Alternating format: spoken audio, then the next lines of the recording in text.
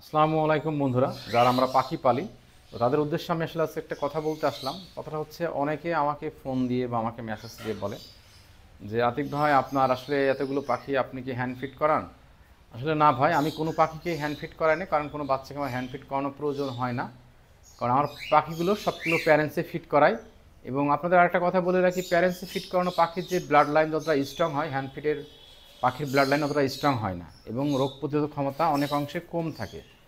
আর যখন একটা পাখি তার মা বাবা তার সন্তানকে খাওয়ায়, আমাদের মানুষের ক্ষেত্রে যদি আমরা বুঝি যে যদি একটা সন্তান তার মায়ের বুকের দুধ পায়, সে বাচ্চারা যত সুন্দর মেধাবী হবে, যত গ্রোথ হয়, তার ভিতরে রোগ প্রতিরোধক ক্ষমতা যত ভালো হয়, আপনি কিন্তু ফরমালিন দুধ বা ফরমালিন খাবার খাইয়ে কিন্তু ওই জ্ঞান বা ওই মেধা ওই সন্তান মানে মায়ের দুধ খাওয়া সন্তানের থেকে 50% কম মেধা সম্পন্ন হয়। তো সেম পাখির ক্ষেত্রে একই রকম জিনিস। তো আমি আমার কোনো পাখিকে হ্যান্ড ফিট করানোর প্রয়োজন হয় না, খুব বিপদাবাদ ছাড়া। আল্লাহর অশেষ রহমতে এবার আমার যে বাচ্চাগুলো আসছে, কোনো বাচ্চাকে আমার হ্যান্ড ফিট করাতে লাগেনি, সবাই প্যারেন্টসে ফিট করাইছে।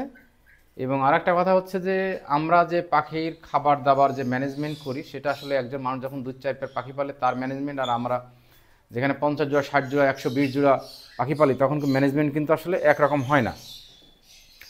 তো এই জন্যে আসলে আমাদের পাখির রেট আপনার অন্য পাখির থেকে একটু বেশি হয়, এটা স্বাভাবিক। কারণ আমাদের খাবার, সাপ্লিমেন্ট, প্লাস একটা মানুষের ক্যারিং খরচ, মানে একটা মানুষ যেখানে যার শ্রমিক খরচ আছে, তো সব মিলে কিন্তু পাখির আমরা যে কোয়ালিটিফুল পাখি তৈরি করি বা আমরা চেষ্টা করি, উপরওয়ালা যতটুকু রহমত করে ততটুকু আসে, কিন্তু আমরা কিন্তু সর্বোচ্চ চেষ্টাটুকু করি যে আমাদের পাখিগুলো যেন অবশ্যই কোয়ালিটিফুল হয় এবং কোনো উইক পাখি না আসে, কোনো ক্যাট পাখি না আসে, এবং একটা পাখি যেন সব থেকে বেস্ট কোয়ালিটির হয়।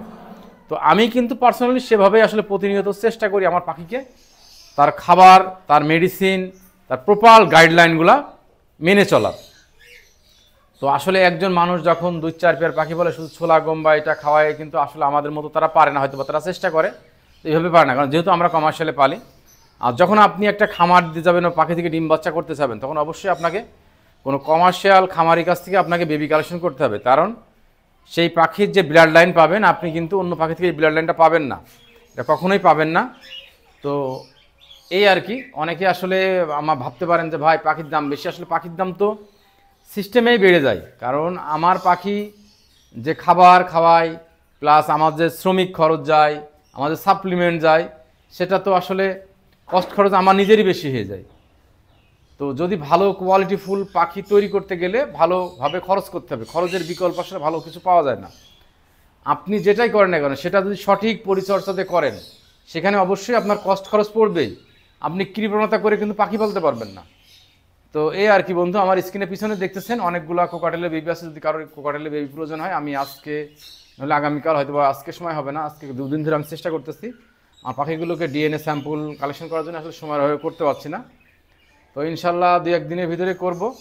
তো 100% মেল ফিমেল কনফার্ম করে পাখি দেওয়া যাবে। যদি আপনাদের কারো প্রয়োজন হয়, অবশ্যই আমার স্ক্রিনে দেওয়া নাম্বারে যোগাযোগ করবেন, সারা বাংলাদেশে ডেলিভারি দেওয়া সম্ভব।